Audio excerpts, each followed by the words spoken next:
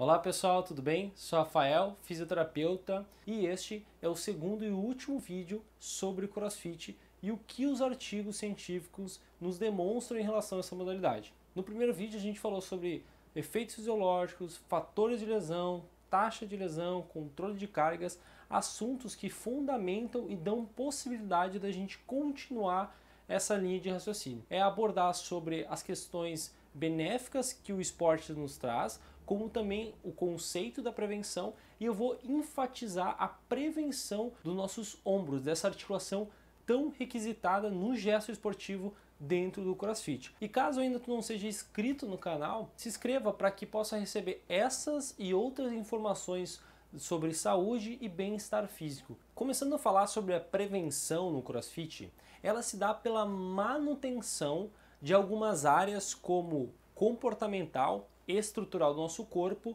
e da prática, do próprio treinamento. Essa fala eu já utilizei no primeiro vídeo, porém eu mostrei essas áreas e elas estão interligadas, uma se relaciona com outra. Da mesma forma na prevenção, só que ao invés da gente tratá-las, essas áreas, de uma forma lesiva, agora hoje a gente vai ver como uma forma preventiva. Se eu tinha como fatores de lesão a falta do controle de carga, a falta do sono, a falta de uma boa nutrição, a falta de um bom descanso, agora o indivíduo ele se torna alguém que procura buscar uma melhor nutrição, melhor descanso, para ir dando manutenção a essas áreas para que ele continue na prática esportiva dele. Para você, o que seria prevenção e qual o objetivo de um trabalho preventivo?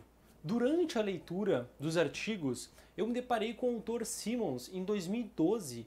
Ele conceituou a prevenção em 3 fases. A primeira fase relacionado ao próprio indivíduo, onde ele teria hábitos preventivos, hábitos saudáveis. Então ele precisa se alimentar, ele precisa descansar e ele precisa também saber aonde ele está treinando, que seja confortável isso para ele. Já a segunda fase, o autor considera que já tem um processo patológico instalado. Então vamos pegar a articulação do ombro. Tenho alguns sintomas, algumas dores, desconforto em relação a uma desordem que está acontecendo ali. Nessa fase, segundo o autor, o objetivo é que a gente possa regredir esse processo patológico, seja controlando a carga, um assunto que a gente já colocou no primeiro vídeo, aliviando esse desconforto, trazendo analgesia para essa região. E para isso o autor coloca aí, então o trabalho do fisioterapeuta, do educador físico, para que o indivíduo não avance para a terceira fase. É uma fase onde que existe a lesão instalada pelo um trauma direto, né, seja uma queda, seja uma batida, ou pela evolução daquele processo patológico da segunda fase, não teve a sua devida manutenção,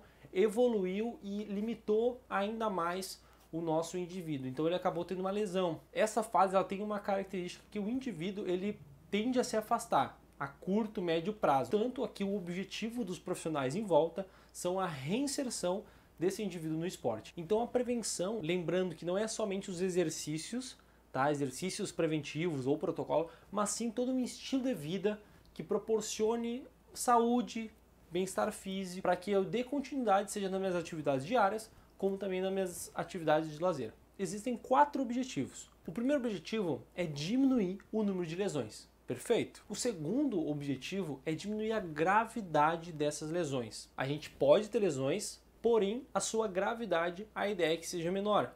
E aqui eu chamo muita atenção porque os 2 próximos objetivos eles trazem um aspecto mais qualitativo, mas que faz muito sentido a quem busca saúde e bem-estar físico. Então a literatura coloca o seguinte, que a prevenção ela tem um objetivo também de dar a manutenção, esse é o terceiro objetivo, como também a continuidade da prática. Esse é o 4º objetivo. Para quem pratica um esporte, ou para quem tem interesse de praticar um esporte, tem o seu porquê. Seja ele de condicionamento físico, seja aspectos emocionais. Por exemplo, alguém que treina de manhã gosta dessa energia produzida. Tem gente que já gosta de treinar à noite, para que aquele estresse do trabalho, o estresse do dia a dia, seja aí um pouco liberado pela atividade física. Todo mundo se beneficia de alguma forma. Então, entender que o esporte traz benefício, como também esse trabalho de prevenção traz benefício, Eu acho que faz total sentido para que a gente possa construir uma saúde, um bem-estar físico muito mais próspero. Vamos falar agora sobre o ombro. Entre os artigos dos quais eu tive contato, algumas articulações foram apresentadas com maior prevalência de lesão. A lombar, o joelho, punho, o quadril e o ombro era uma delas. Então a gente vai dar ênfase no ombro. A articulação do ombro, ela também pode ser chamada glenohumeral. A gente tem um osso aqui nas costas. Para os mais antigos é conhecida como omoplata, para os mais jovens é conhecida como escápula.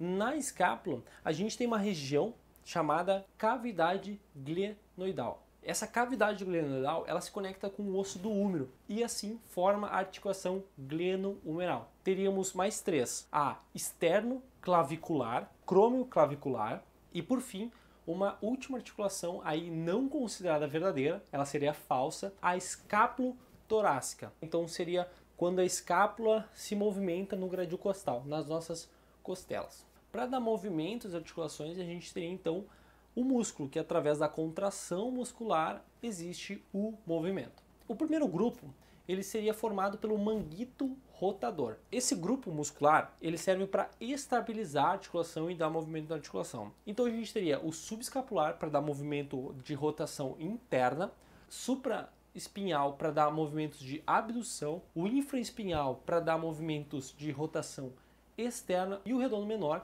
para ajudar nessa rotação externa, como também na sua adução. Mas a gente também tem movimentos da escápula: elevação, depressão, protusão ou abdução, adução ou retração. Também teríamos um movimento de rotação interna, as nossas escápulas se fecham, e rotação externa, rotação lateral. Ele se dá um momento a partir do que meu braço eleva, que eu tenho uma abdução junto com uma rotação lateral das escápulas. E os músculos que atuam nesse movimento, a gente tem então o trapézio. Não somente há muitos que conhecem o nosso trapézio superior, mas também todas as suas fibras, seja superior, médio ou inferior. Também o serrátil anterior. Ele tem um papel importante para que a nossa escápula fique próximo ao nosso gradil costal e faça o movimento próximo, porque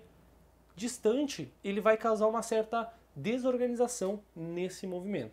Muito utilizado no gesto esportivo do CrossFit, tanto puxando uma barra, quanto eu faço uma elevação da barra e coloco acima da minha cabeça, tá? Quando eu faço essa abdução, né, essa elevação dos nossos membros superiores. Então perceba que a gente tem uma musculatura específica para fazer um movimento diferente do que a gente viu, como rotação lateral ou rotação medial, né? Rotação interna. Bom, para não perder o foco da prevenção, eu vou ler aqui colocações de alguns autores, tá?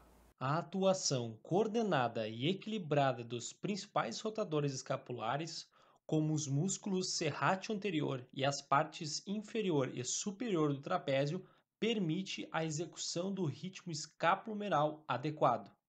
A importância de se estabelecer uma adequada relação agonista-antagonista dos rotadores escapulares e também dos músculos rotadores internos e externos de ombro, por permitir adequada movimentação da escápula e distribuição de tensão mecânica pelos tecidos da articulação glenohumeral, consideram esse um atributo essencial para a estabilidade e mobilidade articular, assim como o ombro livre de dor.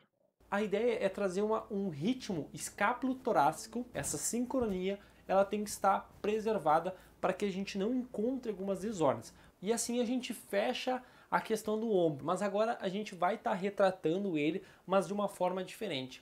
A gente vai falar sobre transferência de força. Foi necessário criar uma terceira parte para melhor organização das ideias, das informações encontradas nos artigos científicos. Então, no próximo vídeo, a gente completa essa pesquisa do CrossFit e o que a gente encontra nos artigos científicos. Até breve!